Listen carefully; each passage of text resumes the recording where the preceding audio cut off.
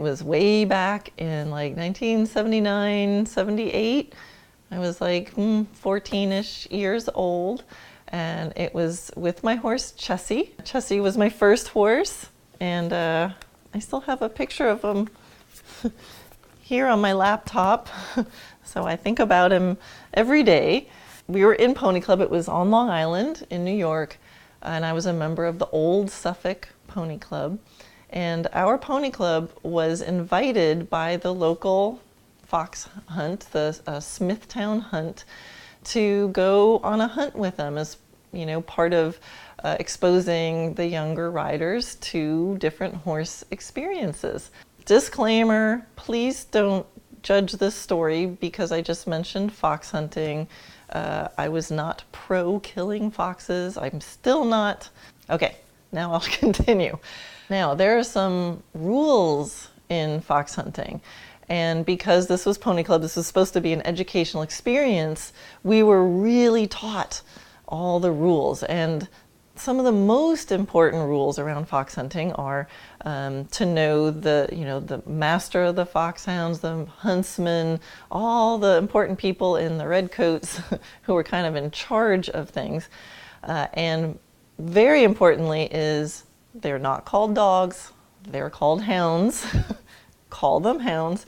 And you should never get between the huntsman and the hounds, and I might get all these terms wrong because it's been a while and I don't know them, but basically don't get in between the important people running the hunt and the hounds. Never turn your horses back towards one of the hounds. Never go through the hounds. If the hounds are coming, you turn and face them. It's like, stay out of the way. You're meant to be spectating and just coming along for the ride, literally. So the main part of this experience was called the drag part, right? So there was no live fox. They would drag a scent. The hounds would catch on the scent, and then there you go. So that part happened, and the hounds started doing their thing. Everybody took off cantering, and I'm in there, and I'm like, I got this, right? I'm cantering along, and it was basically, for a section of it, a path cut out of a field. So there's tall grass on either side, and then this wide path cut down so the hunt could go there, and there were some jumps, but you could go around them. And I'm like, I got this, right? Because my horse had two speeds, really slow, perfect in the woods, or really fast.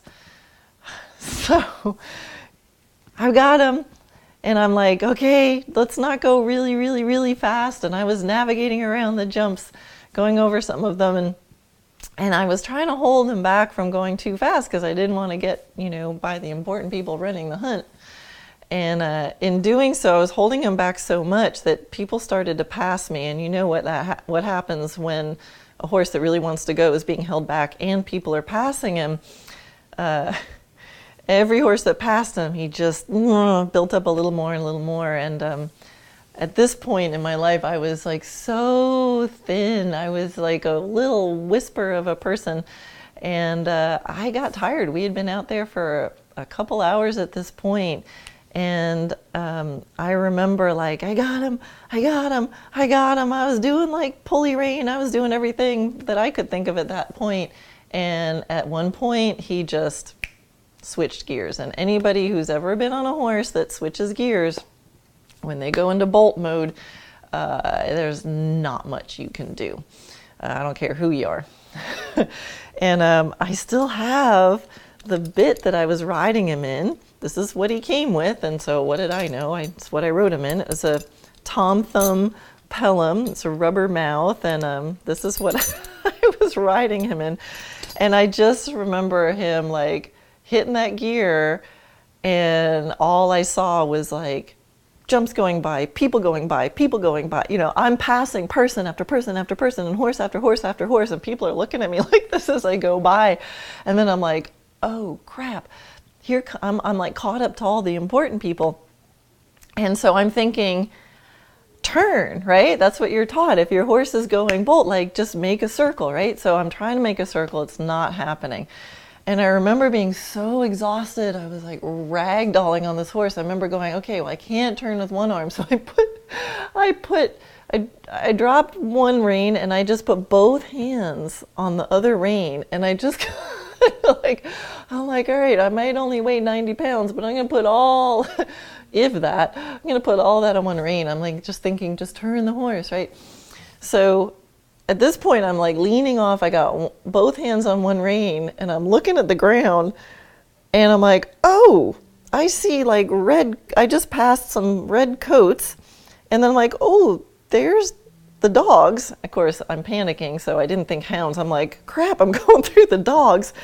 And he started to turn, right? So I'm arcing and I'm arcing. And where he really started to turn, he went right through the hounds, cardinal sin. And now I'm arcing this big loop in this huge field. And of course, as I get over there, now everybody else is over here, and he starts going even faster, trying to come back. So this goes on for a while. We come up to the sort of top of the hill where all the trailers are parked. This was supposed to be the end, and I'm still flat out on my 15-2 sway back quarter horse Palomino-y thing, chassis, and then and then I noticed that there's somebody else coming up behind me, right? So here comes this one of the huntsmen on this gray horse, and he gallops up next to my horse and he grabs the reins and he manages to like pony me and my horse down to a stop. And I'm just like, I'm exhausted. And he leads me up to my mom, who's got eyes this big now. He leads me up, hands the horse to my mom and said, take this kid for some dressage lessons so she learns how to control her horse. And that's the reason I ever took my first dressage lesson. And the rest is history.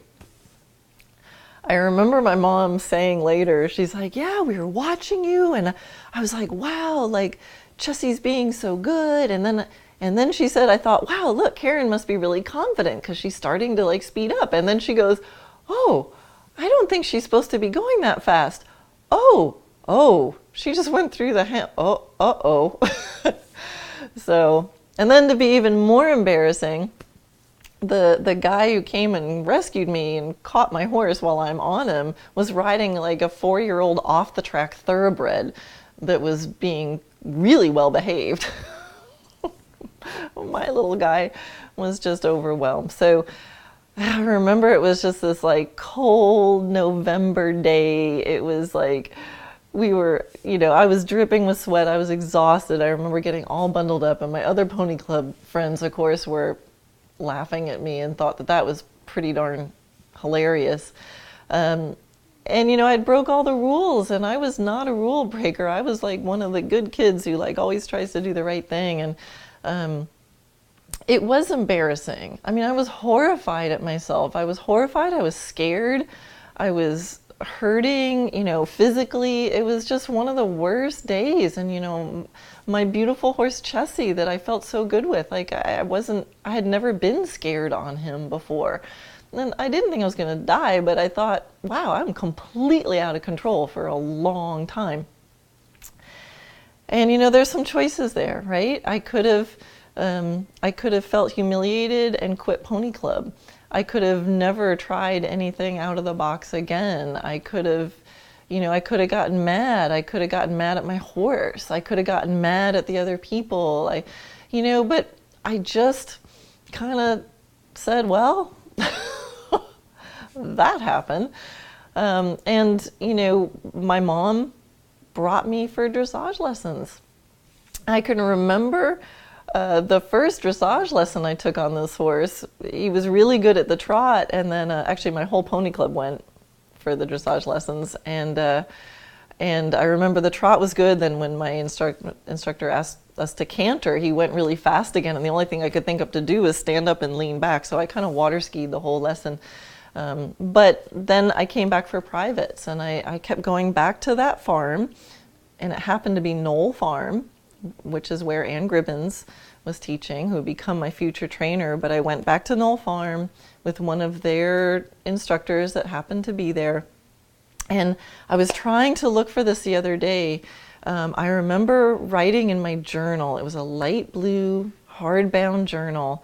And I remember after one of my dressage lessons where I learned leg yield, and I have it written down and I drew it in my diary. And I remember thinking, horses can go sideways. How cool is that? You know, we didn't have internet back then, 1978 or 9. The only way to see something new was to go see it in person and discover it. I had never even thought that a horse could go sideways. And I remember writing it down in my journal and drawing a picture of a leg yield. And, you know, that just, I thought that was cool. And Chessie and I played with that. And then eventually I moved on to another horse, which will be another story. But when I look back, I think, what if I had never explored doing something different? What if I had been so embarrassed and horrified that I didn't learn something from it and move on? You know, what if my mom didn't go take me for dressage lessons? Like, there are a lot of different ways that could have happened, but it was like, well, that happened. We got some advice. We learned from it. We followed the advice, and then it went on this path. Who knows what I'd be doing? I think I'd probably be having a fantastic life because I always want to aim for that no matter what I do. But that was the moment. My most embarrassing moment on a horse is what turned the dial and put me on the path to dressage, which is all I do now, and I love my life. So I think it's pretty interesting. So I hope you enjoyed that story. And I hope you all go and go out there and enjoy your beautiful, perfect mistakes also. Oh, and I also want to show you, I have the bit here that I still have from Chessie, but I also have this other thing. I want to show it to you.